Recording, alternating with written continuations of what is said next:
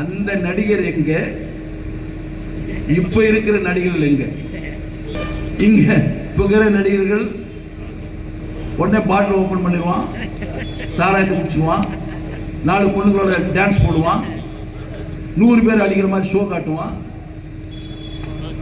அவங்கெல்லாம் அரசியலுக்கு வந்து என்னத்தை பண்ண போறாங்க? மக்களை நேசிக்கக்கூடிய தலைவன் வர வேண்டும். அவர் எந்த தொழில் இருக்கிறாங்கன்றது முக்கியம் இல்லை.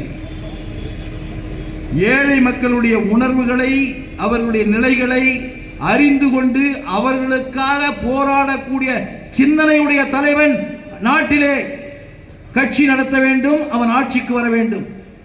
பொதுமக்களுக்கு நல்ல அறிவுரை வழங்கக்கூடிய கதாபாத்திரத்தில் தான் புரட்சி தலைவர் எம்ஜிஆர் நடித்திருக்கிறார்.